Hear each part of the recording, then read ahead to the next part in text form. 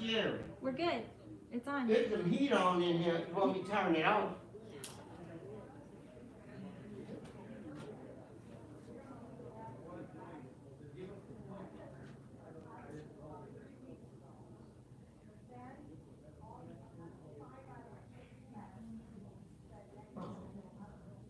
Oh.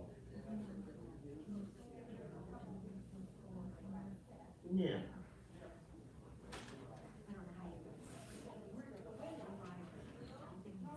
Oh, okay. So I'm gonna go this way. Sherry, that's enough air to come in here. Yeah. You think Oh, so? I feel it. It's really good. Yeah, I feel it. Okay. Yeah, it's great. No, it's nice and cool, you know, so. Yeah. Absolutely. Oh, it feels good.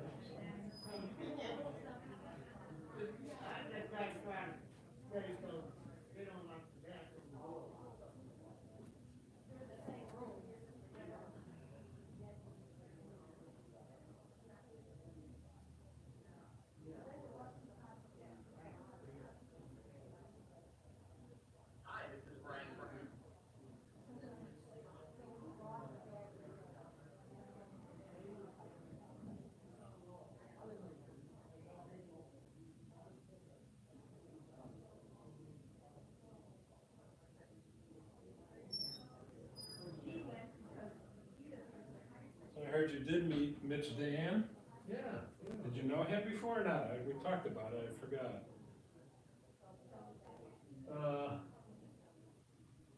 Yeah, well, Mitch grew up in the same block. Yeah, Mitch grew up in the same block as us and,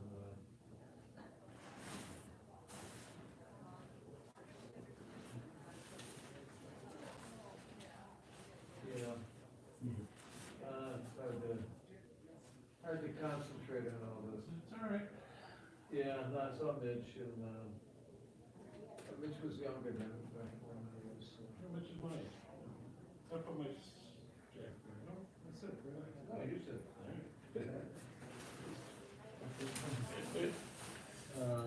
Yeah, Mitch, who was there, I had dinner at a really nice, sushi place last night. Makusa. Oh, yeah. Yeah, beautiful. The guy made it, so they were closed. Holly's friends, the girl, one of her neighbors was, and then that, it was closed, it was on here, but this guy went out of his way, but he gave us, he does these, events,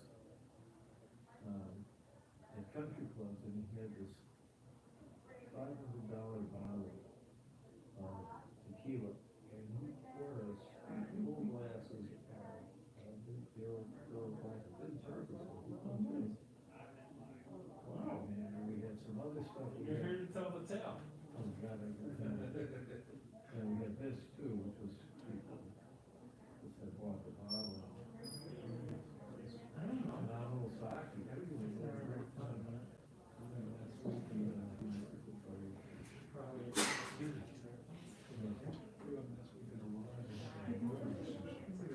Last week, oh, yeah, he picked her up. Yeah.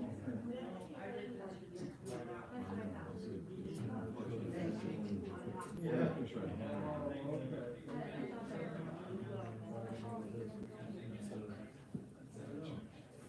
Where's the big ones? Did you have big ones? See if they're in there. Oh, they're I don't know if we got the time company would sell some. Oh, okay. Sue and Jane.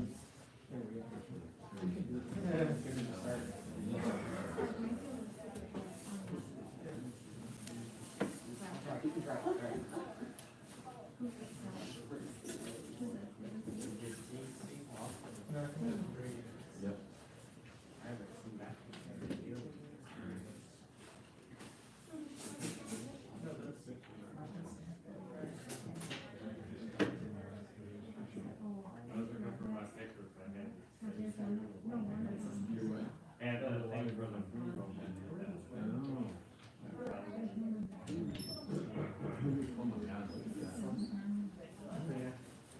Who is that? I think that's Brady. Brady? Is it?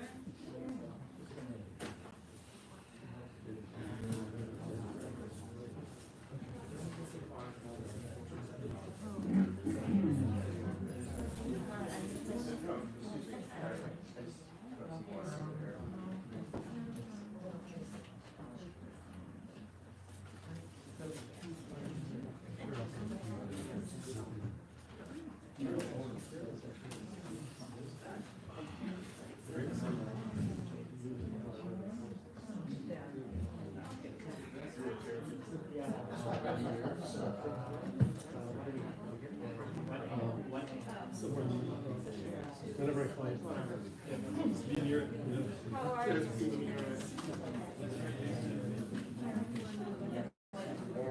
Right, this is my brother.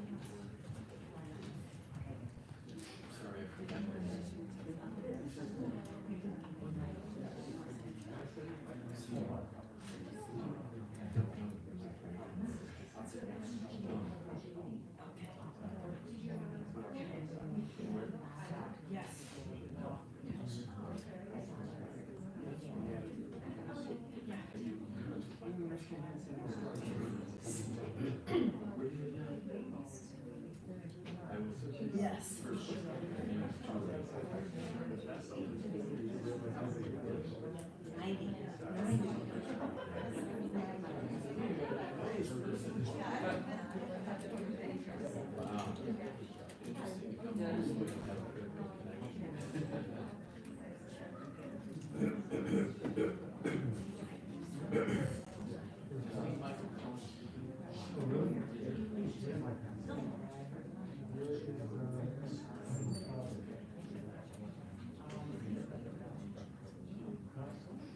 I don't forget. When we play the video, let's put the flowers down, because I realize people from over there will start to see.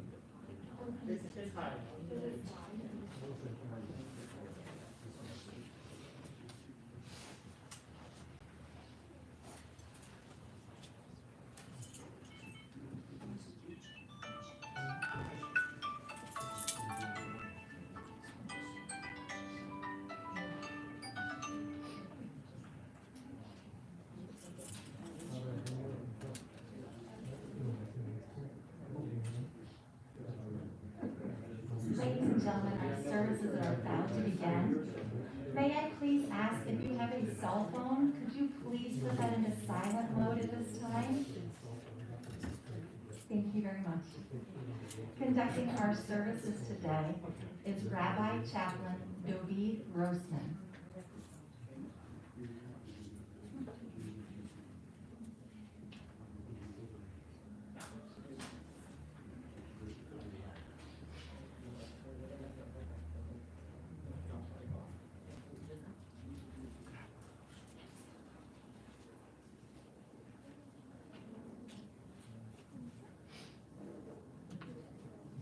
For nearly 150 years, America has honored her fallen. Hallowed headstones are solemn memorials to the men and women who answered the call of their country. Each gave of themselves for the sake of freedom. Some paid the ultimate price. Some served many years, others served but a few, but all served so that this nation might always be free. Today we have come to honor Paul Sternfeld, Heretz Ben Elazar, for his distinguished service to our nation, both America and Amcha Yisrael. Psalm 23 is in your guide. The Lord is my shepherd, I shall not want. Has made me lie down in green pastures and leads me beside still waters. He revives my soul. He guides me on the path of the righteous for his glory. Though I walk through the valley of the shadow of death, I fear no harm, for you are with me. Your rod and your staff comfort me. You set a table in sight of my enemies. You anoint my head with rich oil. My cup overflows. Surely goodness and mercy shall follow me all the days of my life, and I shall abide in the house of the Lord forever. Paul served honorably from May 1943 through February of 1946, 6 months stateside, 2 years overseas. His decorations included the European Campaign Medal, Bronze Battle Star, Good Conduct, World War II Victory Medal. Paul served in North Africa and participated in the invasion of Anzio, Italy, where his primary responsibility became the interrogation of captured enemy officers and in communication support. Psalm 15. Musical David. O Lord, who will sojourn in your tent? Who will dwell upon your holy mount? He who walks upright and works righteously and speaks truth in his heart. He did not slander with his tongue. He did his neighbor no harm. Neither did he take or reproach upon his kindred. A base person is despised in his eyes, and he honors the God-fearing. He swears to his own hurt, and he does not retract. He does not give money with interest, nor does he accept a bribe against the innocent. He who does those things shall not falter forever. Psalm 100. A song of thanksgiving. Shout to the Lord, all the earth. Serve the Lord with joy. Come before him with praise. Know that the Lord is God. He made us. We are his. We are his people, the flock of his pasture. Come into his gates with thanksgiving, into his courtyards with praise. Give him thanks and bless his name. For the Lord is good. His kindness is forever. And until generation after generation, he is faithful.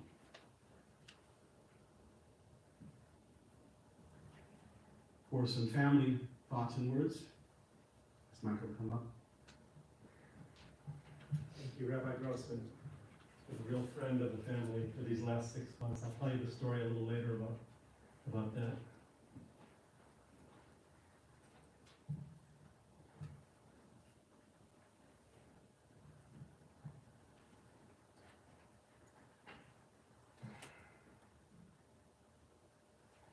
It's really hard to believe this day has come. Really hard to believe because we had someone who was rivaling Methuselah for his longevity. And I know Brady once, I said to Brady, his grandson, that, Grandpa could go anytime. And he said, no, Grandpa's gonna live till into his 104, this was years ago. And I said, no way, Brady. And Brady was right, 102. I can't remember if this came from Woody Allen or the Dalai Lama. Close, is that, if anyone knew the true nature of reality, we would grieve when someone is born and celebrate when someone passes on. And that in a way applies here.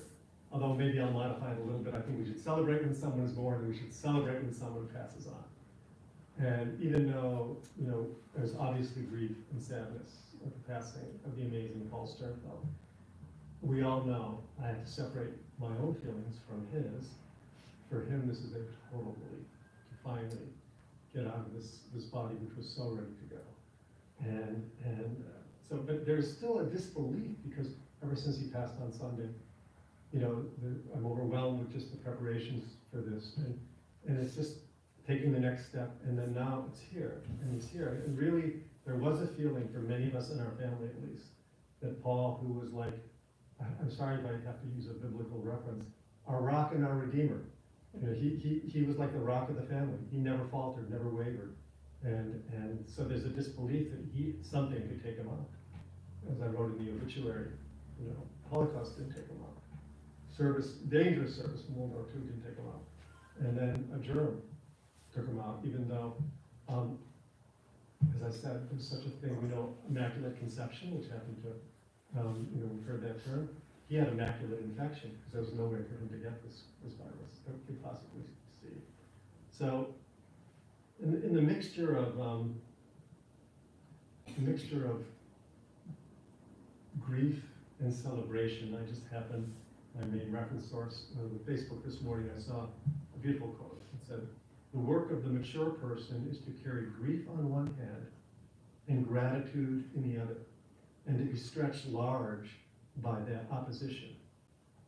How much sorrow can we hold? How much gratitude can I give? If I carry only grief, I bend towards cynicism and despair. If I only have gratitude, I'll become saccharine and won't develop much compassion for other people's suffering. Grief keeps the heart fluid and soft, which makes compassion possible." So that's the spirit I'd like to start. And, you know, I was thinking nonstop, just streams of information coming to me about what I can say about my father, to honor a eulogy, which is to celebrate his qualities. When you do a eulogy, you want to look for the most salient virtues of a human being that you can enliven and bring out, because when we hold someone's best, and even their sometimes not so best in our memory, as this quote goes, you know, that's how we can grow. That's how we can hold Paul dear in our heart for many, many years to come. And so I was thinking, what, you know, I want to weave some stories about what my dad did. But in that, you know, I'm looking for what's the essence. What was the essence of him that he really contributed to this planet and to our lives, who were close with him over these many years. You know, it's, you know, he was born in 1919 in Vienna. 1919. Whenever I call to do something with the nurses and I say that date, they don't believe me. You know, what's his birthday?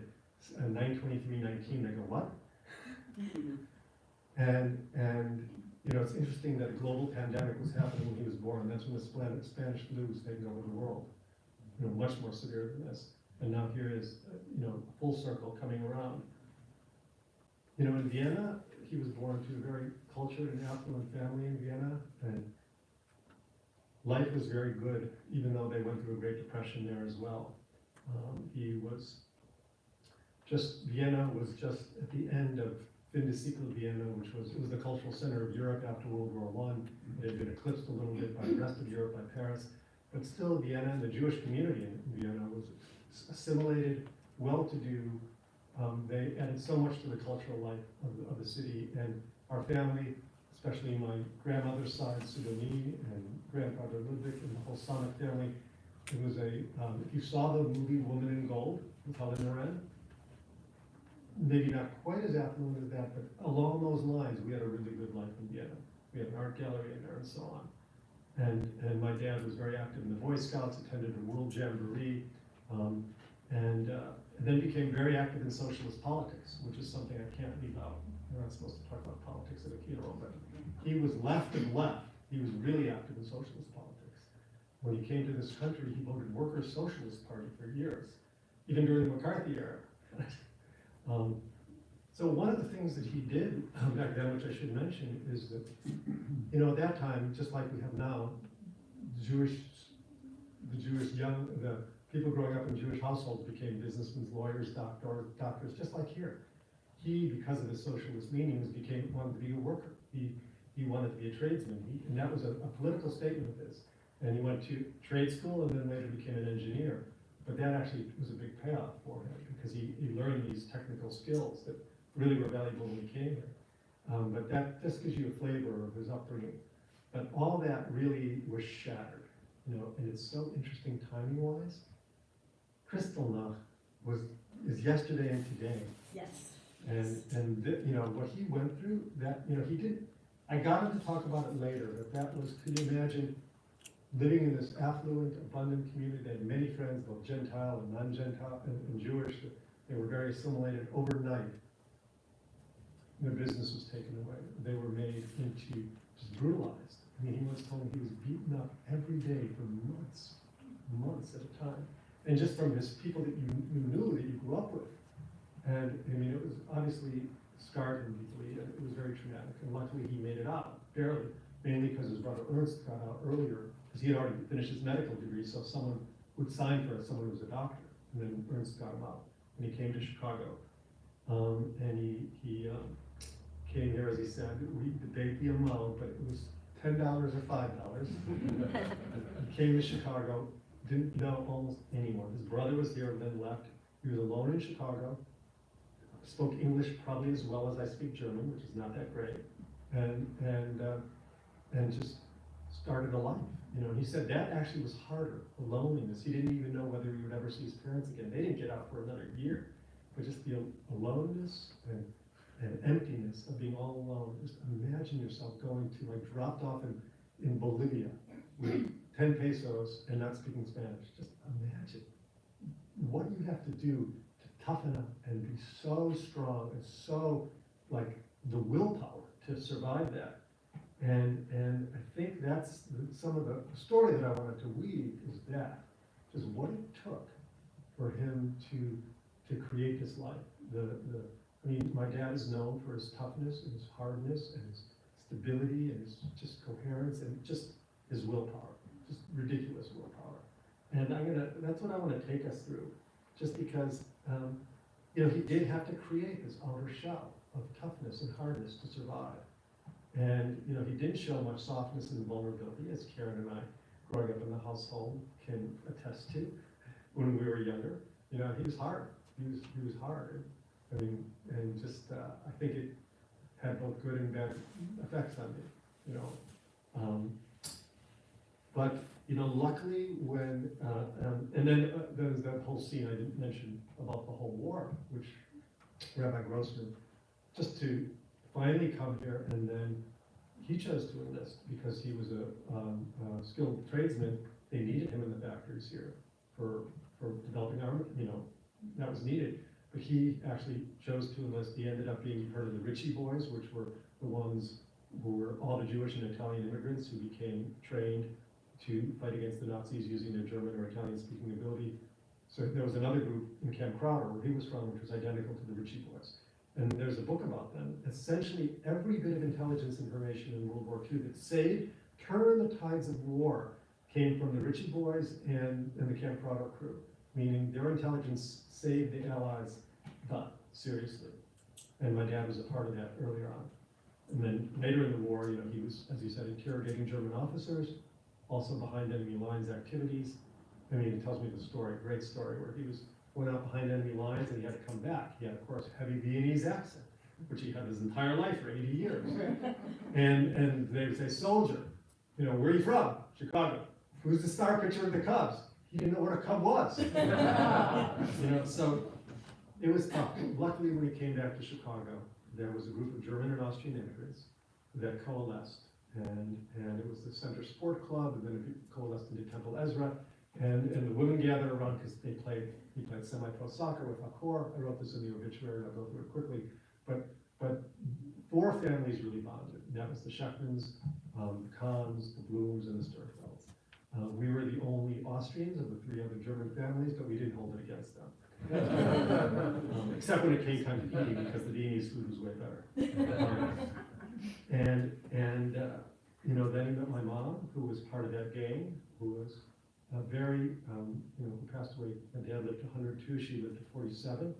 But she was an incredibly charismatic and striking, powerful kind of person. You know, and then later, I'm going to fast forward, and then Edith was also his second wife, who was an intermarriage between two of the four families, between the Sheckman, Doran, and the Sternfelds. Was also a very, you know, attractive and charismatic woman. Strong, both of them strong. And I always wondered, I admired my dad that he was with these two really strong women, and yet he never gave away his power. He was always his own man. I mean, you know, Edith had a way of getting what she wanted. And Edith today, as you know, is not doing that well, but she's still with us. And my dad held his own, that incredible core inner strength, which he handled. Let me tell you, those two women who would make almost any man shiver in their boots, and he handled them with this grace, just somehow, you know, without just wimping out to these women. He held his own just by holding himself so strong, so centered. You know, even the expression "water off a duck's back," I think was invented with my dad, just because he just had a way of unflappable. you know, phlegmatic is the word. But you know, there was an intense side at home, you know, Karen and I can talk about that. It's just, he had some power. You know, he had this relentless drive and power, but in a quiet way. Wasn't flashy, wasn't super creative, wasn't this big business, Jewish businessman type. Quiet, subdued, didn't say much. But, you know, when you didn't mess with him. Just, it was a look of an eye, one word, and you were like, okay. And I mean, Karen and I'll never forget, whenever we would act out, I just gotta say this, is, you know, this, I will not tolerate this! You know, all the whole table to me, and all the plates would just loft up about 6 inches in the air and come down, and we'd be shaking in our boots. So you didn't mess with my father. That was one thing for sure, although I certainly tried, and Karen definitely put them through their paces big time. You know, but when I think about growing up with them, you know, people think of me as kind of intense, but remember I'm from Fairfield, you know, people think of the wild bunch, we're the mild bunch there. Meaning, you know, and in my family, in my community, everyone thinks I'm so intense, but in my family, I was like the mild one of the family. My dad was intense. Karen can be intense. You know, Karen and my father have the same ridiculous energy. Like no one has their energy. They're like ever-ready bunnies on steroids. And my mother could run circles around both of them. So, you know, I'm like the lightweight one, but I'm still, you know, in my family that was, but through it all, my father just had this silent, quiet power. It was determined, it was persevering, incredibly stable. You know, I remember with his work, he had a very challenging job. He was the plant manager of this giant toy company that produced more cars than Ford, General Motors, and Chrysler combined, or if they were little die-cast toys. You know, nothing wrong with him. And this quality grew even more into his later years. And the later years were, you know, finally he lived a tough life in many respects. Wife died of cancer, my mother. And then they had this beautiful retirement. I mean, 35 years they had the means and the abundance to just have the time of their life. They were so active. So they were just traveled the world, symphony, opera, tennis camps. You know, it's just, they had a fantastic time. They had the energy, they had the friends, incredibly beautiful social life with the gang, who they stayed together, their friend Yvonne was here. They had a good life.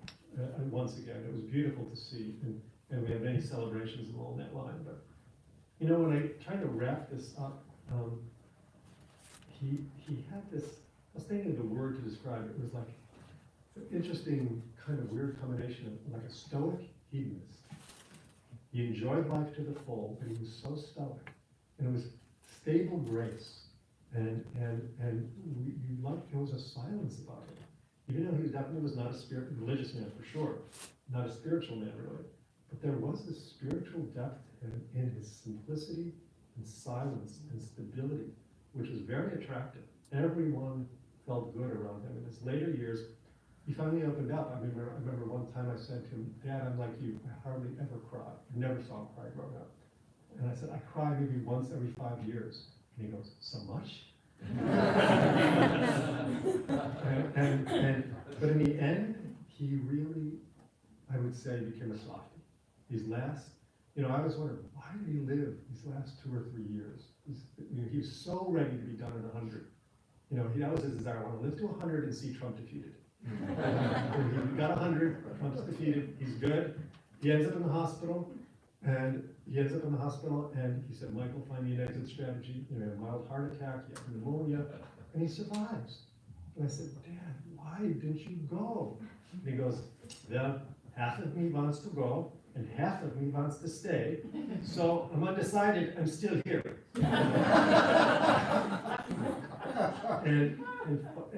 But these last couple of years, my friend Rama pointed out, you know, there was this beautiful softening in his heart. From someone who never cried, he cried all the time. He cried when you said hello. He cried when you were saying goodbye to him. He cried when you told him you loved him. He cried all the time. He really became a softie. And that was a beautiful thing to see. I mean, these last few days, just feeling into who he was and his energy. He believed in a soul that's at the core of the body, which I do. I could just feel like that hard shell that he had to wear for all those years was melting away. And he was a tender soul. You know, he was, prior to the Holocaust, I think he was known as a tender, you know, he had an emotional vulnerability and sensitivity. And I have a very tender side. All these years, I thought that I got my tender side from my mother. And just this morning, I really felt, you know, I actually got this hidden tender side from my father. And so that's what I want to leave us all with in terms of just thinking, you know, soul's journey from everything he went through and all that hardness and shell that he had to create to survive and to thrive, which he did. And underneath that all, to see almost like a phoenix rising from the ashes at the end of his life, to just reveal this real heart-centered guy who I think really, really was a beautiful, the galvanizing point for our whole family. And with that, I honor my father, Paul Sternfeld.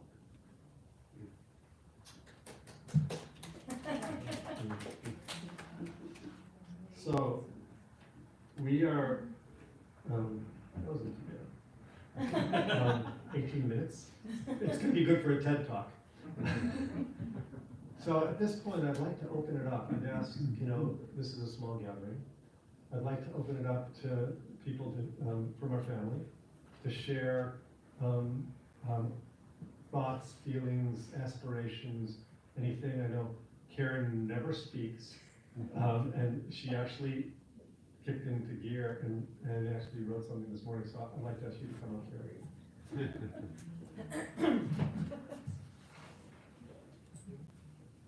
I'm not sure I'm good at this, guys. I never talk, ever. First of all, if you're questioning why this is closed, it's due to COVID, so that's why there's no open casket. I do have to say, I'm pretty upset Edith was not able to attend, and also Lee, who's also not feeling well, and Margot, who's also, she's in California right now, so upsetting some people weren't able to attend.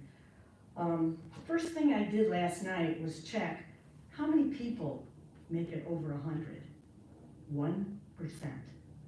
So my dad was definitely up there in something that like never happens.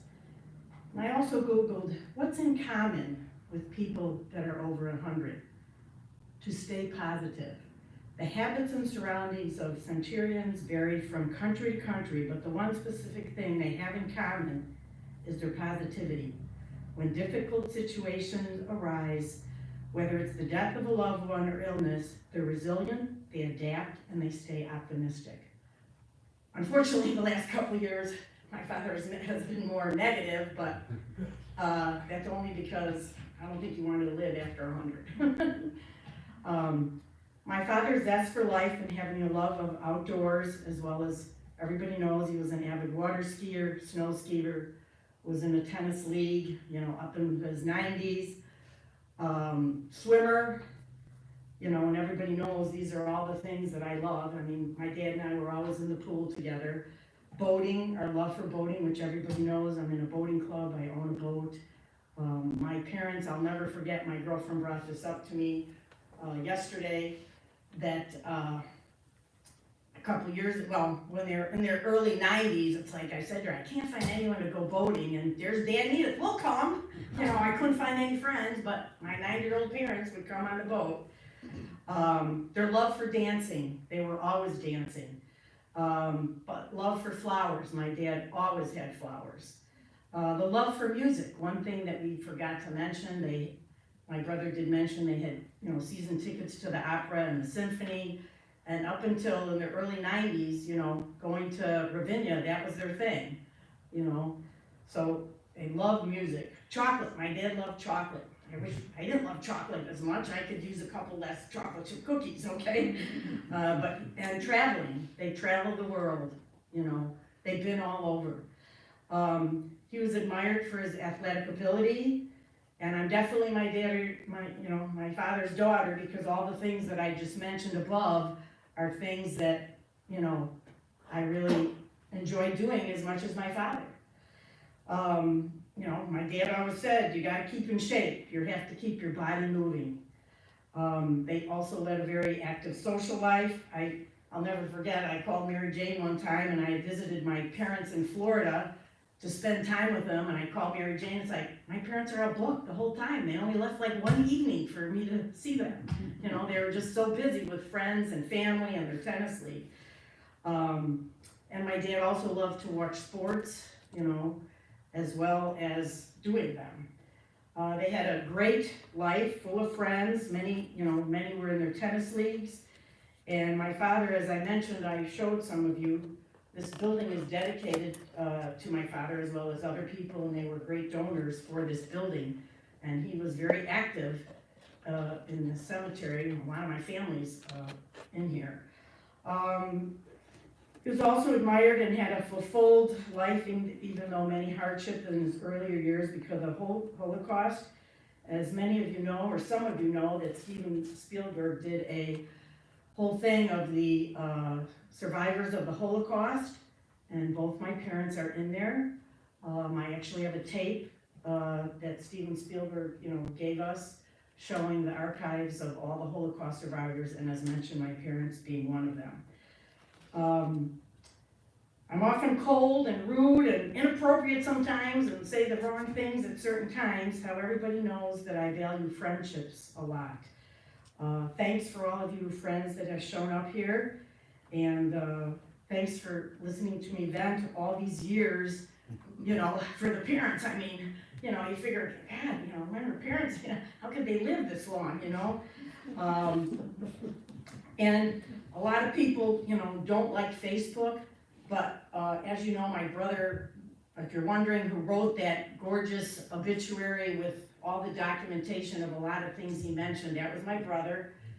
And I got a lot of just beautiful, thoughtful wishes on Facebook, that really helped make it through the day. So some of you do not like Facebook, I like it. There was a lot of very well put thoughts together. I am blessed with so many caring friends and the gang that I grew up with, because I really, didn't have any cousins. And, they've been the extended family for me, all these years. Also, when I moved recently, I found out how important friends are, because so many friends came and helped me move, as well as my boys. It's all about friends and family. Everybody was surprised when I moved to Florida. They said, how could you move when the parents are in such bad shape? I could no longer see my parents deteriorate the way that they were deteriorating. They had to rely on caregivers to help them function with all the daily activities and bodily functions which we all take for granted. It's hard to walk into my room, into where my dad's room was, and said that I have no wife to talk to anymore. It was very hard for me to see that Edith no longer I could have a conversation with her. It just broke my heart that, no one was home anymore. Seeing my dad be so, miserable, that was really hard for me. It's hard to see that my father could not take care of himself anymore. I would walk in and his bruised body, because of his sensitive skin, he had Band-Aids all over him all the time, and black and blue marks everywhere. It was very hard for me to see. Seeing him suffer just tore me apart. However, the best thing about it was that my dad was still mentally alert. He was still able to carry a conversation with me, and it was nice that we could just talk. And last Wednesday, when I had the movers come and pick up my stuff, I went and, saw him through the window, and he said, did you get insurance on the movers? And I was like, he's 102 and he's worried that, that I get insurance, for the movers. I called my dad every day for years and visited them regularly, no matter what. I often wonder if the new generation will be as devoted as I was to my parents. These last couple of years, I can't tell you how many times I left in tears because seeing your parents deteriorate is just really hard. I actually hope there'll be a pill for us so I can just take it. When I want to go, I just take it, okay? These past years, COVID has been a real eye-opener to everybody and a real reality check on what is important in life. I think most of us found out who our friends are and how important family is during COVID. We also found how important hugs and kisses are. I don't think Todd and Annalise realize how hard it is for me that I haven't been able to hug or kiss my grandkids in almost 2 years. No hugs or kisses for my parents. I knew when I was leaving for Florida, I couldn't even hug or kiss my father, nothing. I sat in the cold so many times outside the windows of Lincolnwood Place just to see my parents. It was the saddest thing ever. The virus has been a reality check on everybody's life. For our generation to see such a life-changing affected the lives, and it took my father. COVID killed my father. How sad it is to see them last week through a window. Kim would put the phone to my father's ear. I could see him through the window, and then I would call Kim's phone, and that was my means of communication last week. I went there 3 times, and that is the only way I could communicate with my father. But my father was ready to die, and he died peacefully. He actually woke up in the morning, ate breakfast, had a conversation with the nurses, and must have taken a nap and died. So he died peacefully. I also have to thank Kim and Dotto and the rest of the caregivers for all their help, but I have to single out Kim, because if I ever get old, she is the one that I want to take care of myself. She went above and beyond the duties of a caregiver, and I have to applaud. I know, she's a great, and Dotto as well, I also thank, all the other caregivers, Dotto, and everybody else. Sitting home for long periods of time and not seeing friends and family has taken a toll on people's perspective of enjoying life due to COVID. My parting words would be to enjoy life to the fullest, and I see so many more people doing that because they are fulfilling their bucket list because of COVID. This has been very hard on families, and the main gist of my thing that I'm reading here is family and friends are important, and I think we all realize that due to COVID these last couple years. Thanks for showing up today and sharing this day with me and all the support everyone has given me over the years listening to me about my parents.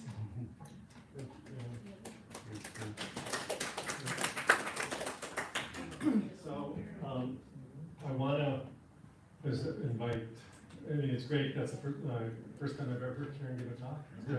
It's great. So, we want to keep it moving along. I have a video to play too, but Kim, do you want to say anything now? You're okay? Well, maybe I'll call on you again. Steve, did you want to say something? Steve, by the way, is one of the sons of the gang, the Bloom family, and he's known me. We've known each other since I'm the youngest of all the kids, so they all know me since I was born. Thank you, Rabbi. Thank you, Michael. I know how hard you've worked to put this together, so good job. I'm one of the ones that the rabbi mentioned that suffers from severe stage fright, so bear with me.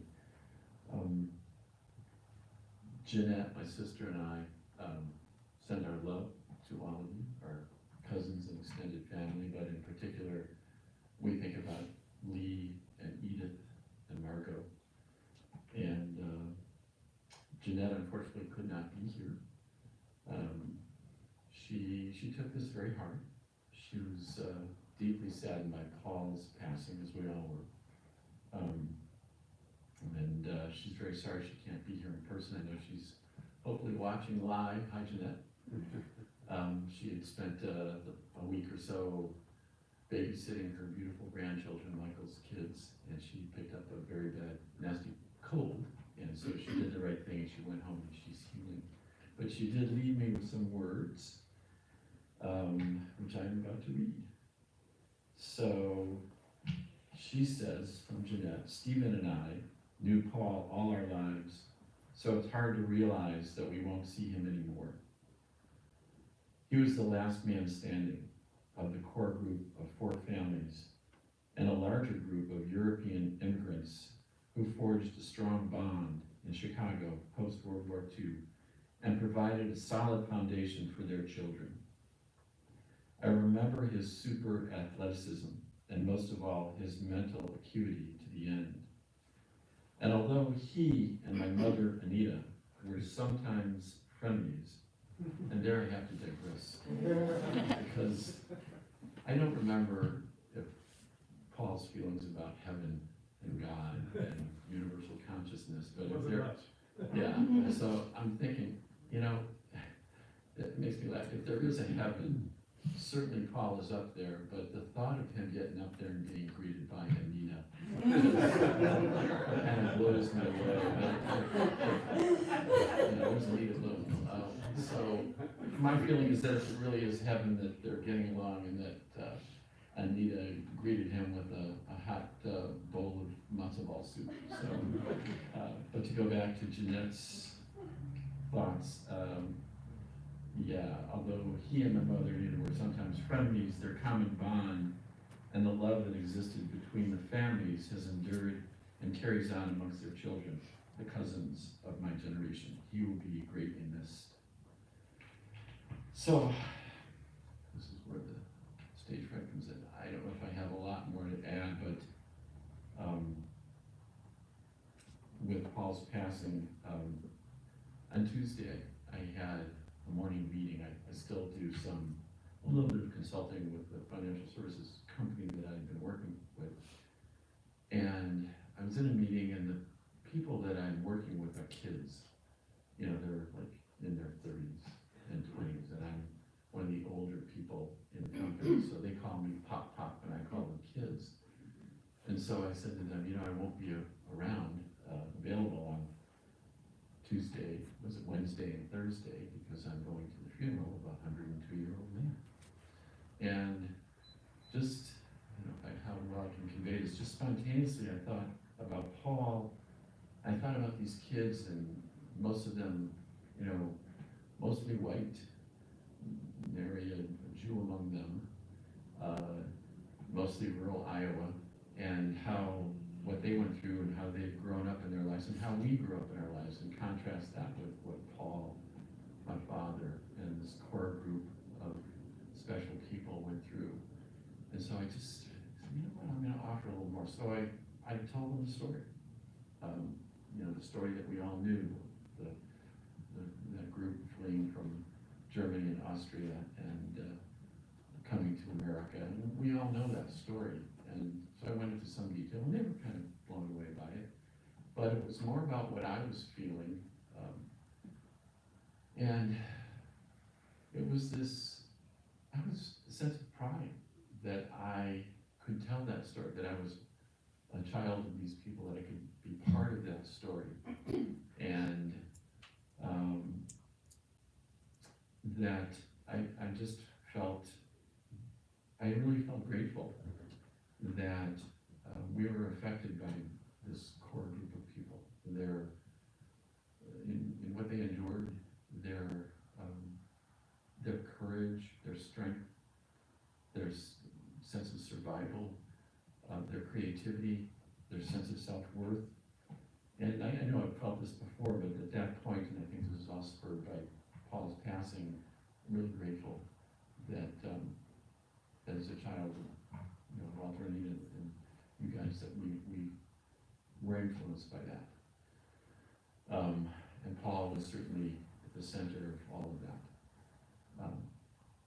So the last thing I'll say is just a couple of memories.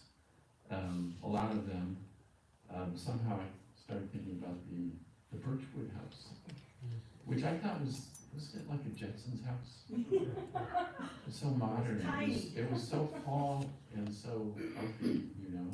It's a house that Karen and I and others got stoned in. I started thinking about that. And, another small memory is grateful for Paul, through his strong Becker connections, got me a great job at Ampex Corporation one summer. I made a good buck there. And then lastly, certainly have to mention those absolute golden years at Browns Lake. Yes, And- Browns Lake. Yeah, and the image that comes to me is sort of Paul, you know, this larger than life, hairy-chested man in his boat, and Karen and Michael, and I'm in our boat with Walter, my father, and Karen and Michael and I are like nervously anticipating, hoping that the boat will get fixed because it's broken. And Paul and my father are trying to get it fixed, and we're all sitting there hoping that that next key turn, that to crank the engine, that it'll start up and save that beautiful Sunday. And so grateful to Paul and my father for giving us that gift of that whole boating experience. So I brought a couple of rocks from Iowa, and I brought a really good sized one for Paul, and he'll be deeply missed. Thank you. Thank you. I mean, we can tell more stories tonight, because I just flashing a quick story. Every year, Paul and Edith would come to Fairfield because Edith's son, Mark, who's another one of the stepbrothers, who I hope is watching now, and his wife Donna, and their grandkid Noah lived in Fairfield. My dad is 88 years old, Edith is 83. They challenged Stephen and I to a tennis game. Stephen is a good tennis player. I'm mediocre. At 88 and 83, they beat us. And they never let us live that down. It was unbelievable. At first, we were kind of like coasting back and letting them, you know, not making them run. But by the end, we were trying to catch up, and we couldn't. And then I remember, like at 85, playing Perry, who's another really good tennis player. My dad was keeping it like Perry, giving Perry a run for the money at 85. I played my last game with him in 92 on the tennis court outside the Barclay. So, Gary, do you have anything to add? Where'd Gary go? Is he here? There he is. Gary, you've always got stories. Got something to say? Not much. Thank you, Michael.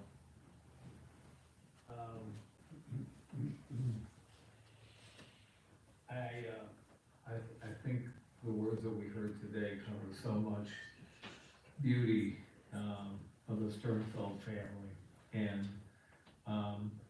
so I can only encapsulate it with a few words.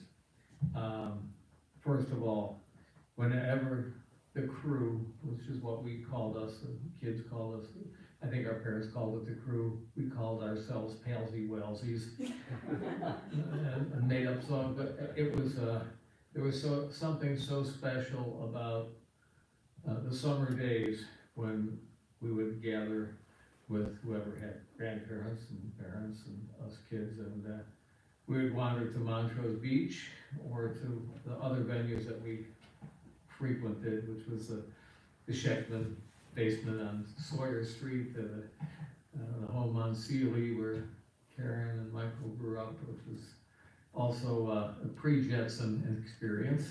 Party time. Well, whatever it was, the wallpaper always was startling, but we had a special feeling among this group that I don't think I can embody the feeling, but through my life, our parents and the Sternfelds just exuded some connection that kept us together, and as we were just thrown together so our parents could be together. As kids, we were kind of thrown together, but as our parents aged, we all reached out to each other to learn who we were independently as adults. And it's a great comfort to us that we were there to keep our parents busy running around at the beach or at Harm's Woods. Where they were sedentary in their older years, and we could be there and hug them and kiss them and tell them they gave us a great legacy of togetherness. So it's just great to be here. And Paul, we love you, we love the crew, and we love the Palsy Walsies. Thank you.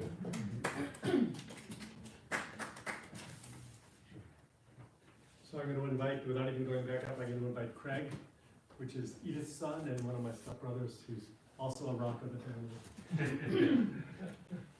Thank you, Michael, fantastic job, everyone else.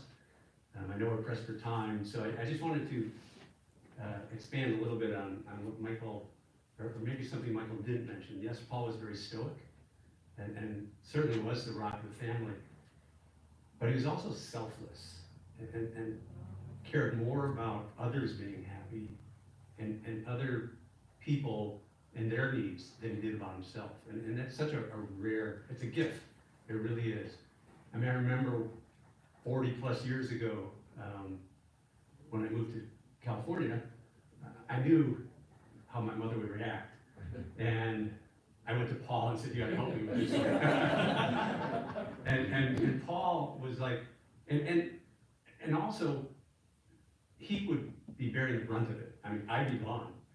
And he's like, you have to take care of your life. You have to be happy. I'll worry about your mom, and I will work with you on how we tell her and so on and so forth. But that really was what he was about. He wasn't concerned about his needs or the impact on himself. He wanted, and this is all the way to the end, when it was for my mom's birthday, October 17th of this year, and decided not to come out because of some COVID issues. And he's like, you stay home, you don't fly out if it's not good for your health or your wife's health. I'll take care of it here. And that was a month ago. I mean, so we're talking 40 years to a month ago. And I think that was a quality that maybe others weren't so aware of, but you know, it was so meaningful to me. And I just want to, and again, I know we're pressed for time, but Not that much. okay, thank you, Michael. I need everyone to be able to speak. Okay. Karen mentioned it, but I think it should be said one more time to thank Kim. And what Kim meant, I mean, Kim was the lifeline for both my mom and Paul these last several years. And you know, with most of us not living in Chicago, it gave us comfort and peace of mind to know that Kim was there. And obviously, Paul had a crush on Kim. No question about it. He would ask her to lean in a little closer. And I am not making that up. But truly, Kim, thank you so much from all of us. Yeah, wonderful. Thank you. Carrie, you have something to say, Greg?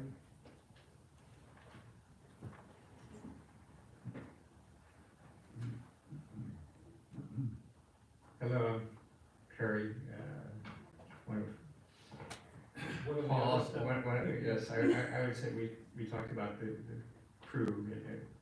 Initially in my life, it was Uncle Paul and Aunt Delphi, and Uncle Carl and Aunt Lee, Aunt Nita, and Uncle Walter, and then transitioned later on to become my mother's husband and my stepfather, and then transitioned to become more of a father figure over the years.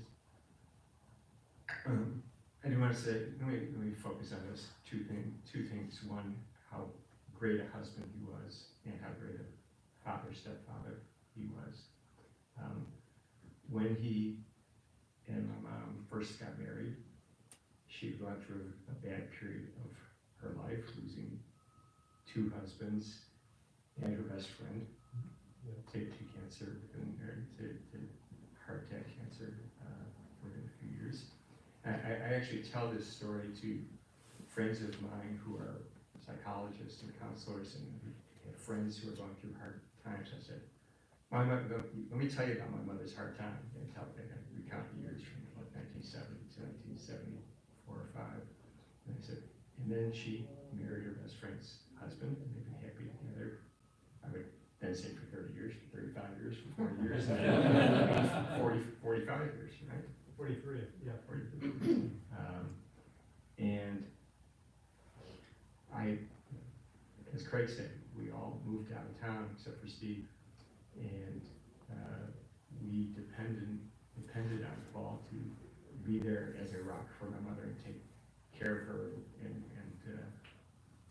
not abandon her in times of her needs when she had problems, and he stepped up to the plate and did not bat an eye, did not blink at all, and did that, and then thank goodness they picked it up equally and enjoyed each other's company for the next 30 or 40 years, and slowly but surely we became closer also. He became less of a stepfather and more of a father figure, and as you said, he mellowed over the years. I mean, when we hung up initially, it would always be goodbye, talk to you next week, but it was always, the last few years, always love you, and hope everything's going well, kinds of things. And so he really deserves all the honor and praise for his fortitude, his loyalty, his contributions to all of us, his children, his stepchildren, and his wife. So thank you very much. Thank you, sir. Thank you, beautiful. Thank you very much. Todd, do you want to say something?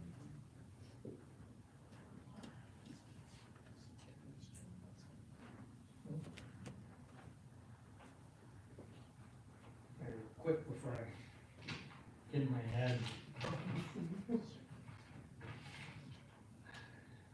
Todd is his grandson. Todd Rollins' grandson. So in my business, I meet a lot of different people, ages and stages of their life, and what I've experienced kind of over the time is they all have a mental age, and Grandpa's was 94. He had a mental age of 94. One time I went over to Berkeley for dinner, sat in that small little kitchen. I don't know how they were in that kitchen for so long, but a small little kitchen in that Berkeley. Grandpa and I were eating ice cream, and I don't even know how it came up. He's like, I'm probably good at 94. And I was like, Grandpa, don't talk like that. Why are you talking like that? I think he was 90, 91. You know, and it's just hard to imagine, 3 years later that he'd be gone, right? But any of our conversations were just always fun, lighthearted. We never had any serious conversations, and I'm sure in the background, may live to 100. Right? That was Grandma's thing. Anytime he talked about his age, birthday, may he live forever, right? And so even though his mental age was 94, I think in the background he kept just hearing Grandma just knocking on wood every time. May he live to 100, may he live to forever. And he almost did, right? I mean, 90 or 102, it's a really long time. I wish I got to know Grandpa more in his earlier years. But his earlier years, I mean, I was in college and in my 20s and an active social life, and I'm sure he wouldn't have given me the time of day either because he had his own active social life, right?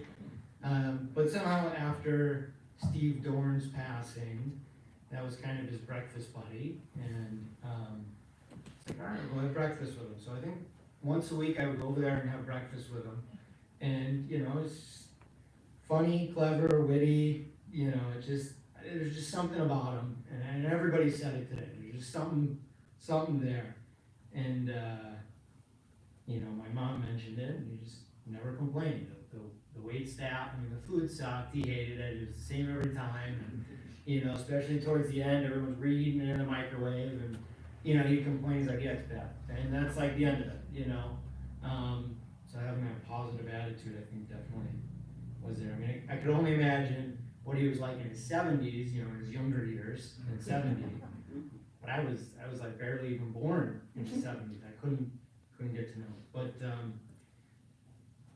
just some memories that I have, just kind of going over there for breakfast, and he just had funny little witty jokes, and one time he introduced me to one of his friends as his dad. Well, this is my father. And I just kind of had a little smirk, a little smile. Another time, I don't know if he's like, who are you again? And just that little smile, that little grin. And another time, I wish I could remember all of these, and then, you know, it's like, somehow we talked about golfing, how come you never golf, Grandpa? You know, maybe when I'm older, you know? But the thing about it was that these jokes weren't funny, you know, they're just whatever, but it was that smile and that grin and that little like twinkle in his eye that he would say that joke with. You know, when you're a comedian, you just have it when you say it. Whatever joke it was that smile and that grin. That picture that's on that cover, I mean, that's that smile and grin that I remember. And I know when Mike got it, he like jumped up for joy. He's like, I got one, finally. Because for a while, you know, he didn't have that smile, that grin and it was so hard to capture it, you know. And so that picture that's on the front, it's just, I get choked up every time I look at it. So, Because that was right before he turned 100. yeah. Yeah. So, Thanks. thank you, Todd. Why don't you go, Brady, did you want to say anything, or Brady's gonna say something? Yeah, All right, I awesome. guess I'll say a few words. I wasn't planning on it. I guess I'll say a couple words. I've been silent for a couple years, for a couple days now. But we should all thank Mom and Uncle Mike and Kim for all the hard work they have done with my grandpa for many years. And I've never seen so many caretakers like you, Kim, that cared about my grandpa and loved my grandpa so much. So I want to thank you from my heart, and Grandpa's heart too, and I know he really cared and loved you a lot. And Mom, who dedicated her whole entire life to Grandpa, that worked so hard, that goes, I'm gonna go to Florida, and I don't care if Grandpa does or not, and then 2 days later, she comes back to my house, and that's called dedication to my grandpa, and I appreciate that. But I'm trying to thank for all you guys coming here, and one memory that I do remember that is that me and Todd used to go, I think it was for ice cream every Tuesday with the grandparents. And it was fun. Todd always got the blizzard and I always got the shake. And we always used to do that for every Tuesday because my parents, when we were together, they used to babysit us for every week, I think, right, Todd? Yeah. So that's one of the memories I always did. And then one other thing was that he always told me to always work hard, and I always work. He always says, are you working? I said, yes, Grandpa, I'm working. That's one of his positive things. So thank you for coming. I appreciate all of you guys. We're gonna, by the way, that is, you know, quality. Brady's one of the hardest workers I've ever seen. I know he got that from his grandfather. So I want to play the video now, and then let you go, Rabbi Grossman, and then we'll wrap it up. Some of you were there for the 100th birthday party, and it was a touching video that I put together with my videographer, Bert Aroundker, and I updated it and revised it. You want to see his whole life in 4 minutes? Here we go. Turn the volume up a little bit.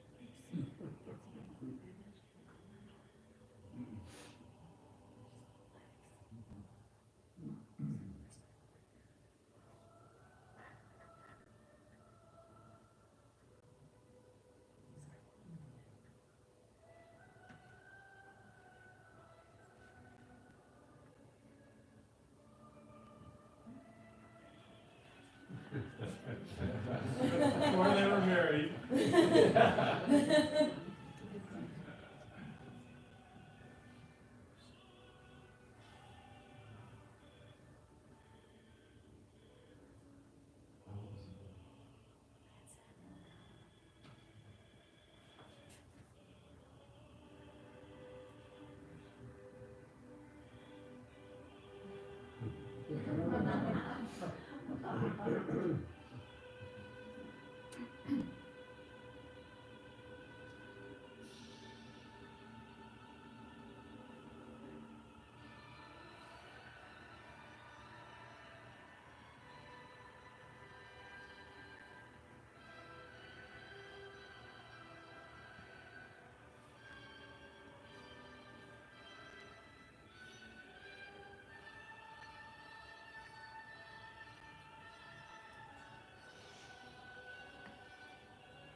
94 there.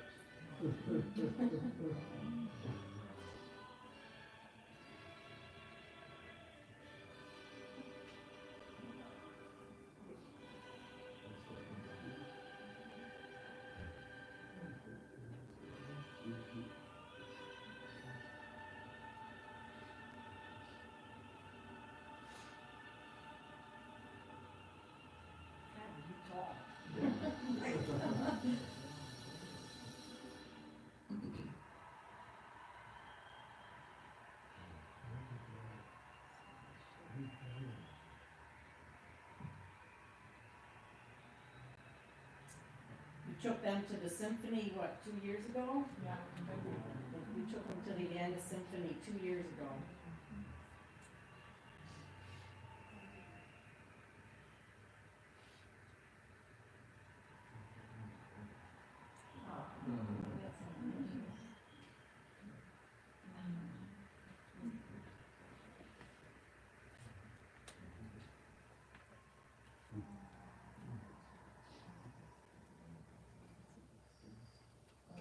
Oh, that's good.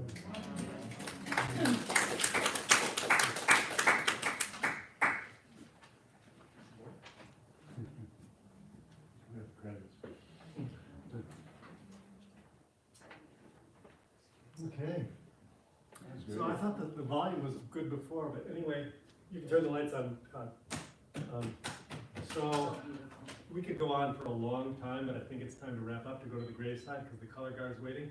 Rabbi Grossman wanted to say a few words and also close some closing prayers for us. And by the way, now I'm going to tell you the quick story. 6 months ago, I'm at the park right along McCormick with my dad, and this looked like an Orthodox Jewish family with like 17 kids coming up. You know, He only had some of my grandchildren, not all. a rabbi and his wife, and he just walked up to us. My dad was wearing his veteran cap, and he said, "Thank you for your service." And he just started talking, and it was a wonderful family. And he said, "I'm from North Dakota." I go, "There's no Jews in North Dakota." He goes, "Yeah, I have a Chabad thing up there." He says, "But my father is here, and you should meet your father." And literally, we rolled back. By the time we got back there, Rabbi Grossman was calling to say, you know, and since then he's been visiting my dad every week. And just, he's a chaplain in the Air Force and a Chabad rabbi, and they've struck up a real friendship. And it's been really great having you as part of the family.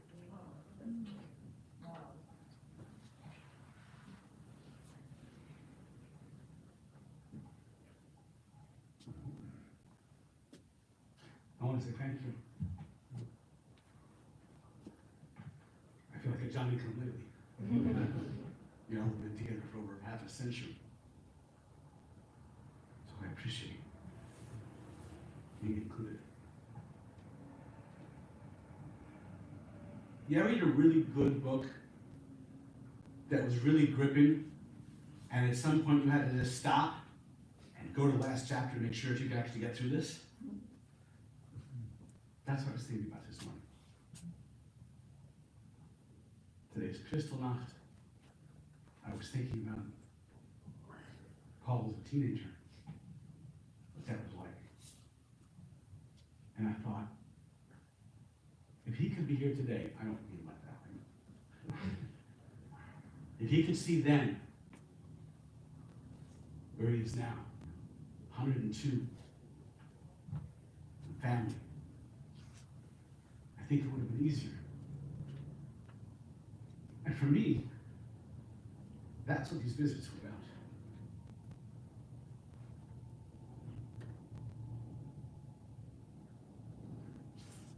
Part of my work as a chaplain is I gather Jewish American veterans and share their stories and hear from them what their experiences were like. And Paul shared his stories, and we talked about the interrogation methods he had, and he said the German officers were absolutely offended that a non-officer, or just a regular soldier, would be interrogating them. And he said, usually it was resolved when he put a pistol on the table. That was usually enough. And if that wasn't enough, he'd look right in their eyes and he'd say, "I'm Jewish." And he'd wet their pants.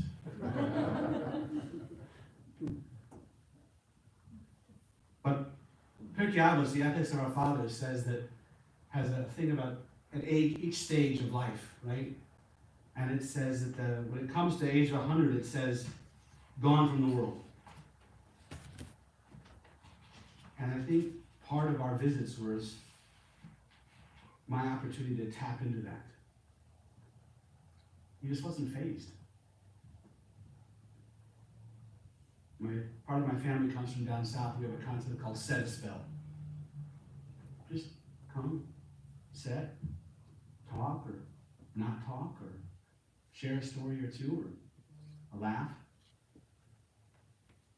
I was thinking earlier, on all the stories that I'm hearing, what came to mind was still waters run deep. And then he cracked a joke. I was telling about a 95-year-old veteran I was interviewing recently, and his story, he was one of the soldiers of America who had liberated Buchenwald, and Paul said, 95, it's a kid. And the grin, Todd was talking about that grin, right? That precious grin just kind of said, and that's the memory for me. The memory that at the end of the day,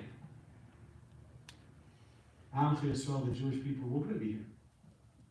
No matter what they throw at us, we'll be here. Strong, firm, resolute. And that was the legacy for me, was to know that at 102 and all the stories we talked about and all the things, with that resolute, calm, didn't crack a joke, and grin, a twinkle. That's what I'm going to take away and remember from our time together. I think the part that, if anything, that I added for him was, I don't think he'd ever met a rabbi that loved scuba diving and skiing, and he said, "Oh my God, how many kids?" My wife and I are blessed with 9, and my 3 boys are all in the service. My oldest is the Chabad rabbi of North Dakota, and believe me, that's a service. My middle son's a Marine, Penn Pendleton, and I would bring photos and an iPad, and we'd go through them together. My youngest is training to be a SEER instructor with the Air Force. So we talked about some of those things as well. But it was just, come and set us down. Karen, you talked about family, the importance of friends, and time with them. We have to make time. We have to put aside the time. Was it easy in my crazy schedule to spend an hour or so with Paul every Thursday? No, but it was an oasis. There's because it helped me put everything in perspective. Whatever struggles I'm going through in the moment, let me tell you, he would say. So, quality time together. We have to make it a priority. And we'll reap all the benefits that come with it. The last, inside the program, this beautiful grin on the top.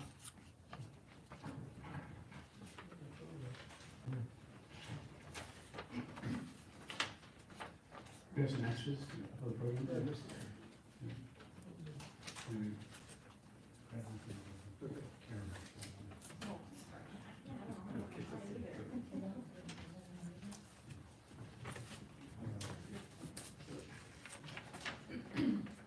Tazkeil Malei Rachamim. Compassionate God, eternal Spirit of the universe, grant perfect rest in your sheltering presence. The Paul Stern. Parents, Sternfeld. I'm going to be Hebrew already. Parents Ben Elazar, who has entered eternity. O God of mercy, let him find refuge in your eternal presence. Let his soul be bound up in the bond of everlasting life. God is his inheritance. May he rest in peace. B'naimar. Amen. I think they're asking that we're supposed to be ready, supposed to go out there now. Sure, you want to come take over? So I'll just say thank you for everyone who spoke today. Rabbi, that was beautiful. I can feel, the Chabad rabbis think the whole thing is service with mitzvah. And it's really, that's been a big inspiration for me. And we'll continue this conversation. We're gonna have a great side service now, but I think my dad, and our father, stepfather, the caretaker, you're the caregiver. I think we've been touched today, and I hope we'll talk more at the end there. So I'm just gonna pass this on to Sherry. Ladies and gentlemen, we will be proceeding to the gravesite at this time. I would like to ask for 6 pallbearers to please come forward. We are going to escort the casket straight to those back doors. And since there's not a lot of aisle space, if you'll follow behind just momentarily till we get outside. And you'll be leading the way, and I think we have our 6.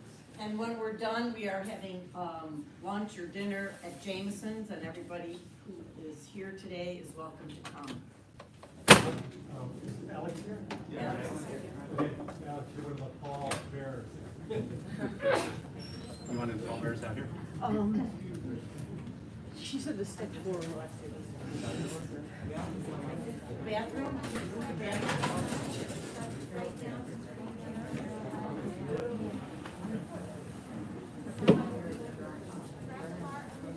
I never speak. I never speak. Ever. Sure. I'm having a hard time.